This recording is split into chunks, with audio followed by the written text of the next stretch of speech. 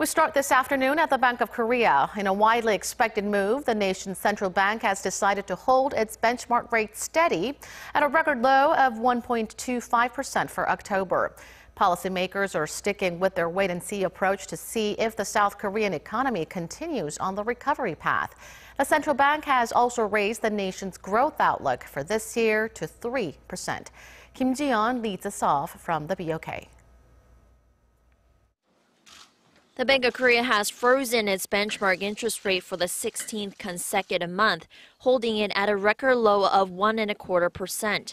The central bank says it will stick with their wait-and-see approach to take into account various external factors to determine whether the local economy could withstand a rate hike, as the country is still suffering from high youth unemployment. Pressure is growing on the BOK as there are mounting expectations the U.S. Federal Reserve will raise rates yet again in December.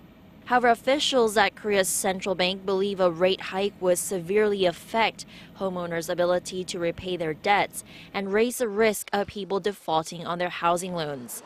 An assessment of government measures to curb Korea's $1.2 trillion of household debt due to be unveiled later this month is set to play a key role in determining the timing of the next rate hike.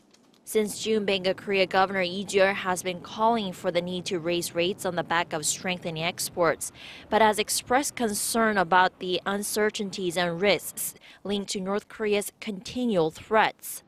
Although there have been no additional provocations from the north since the Chuseok or Korean Thanksgiving holiday at the start of the month, and South Korea's benchmark Kospi continues to hit fresh highs, it's still considered too soon to regard such threats as transitory.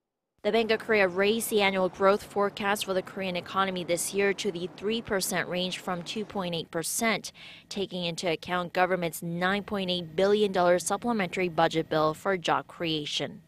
Ji-yeon, Arirang News.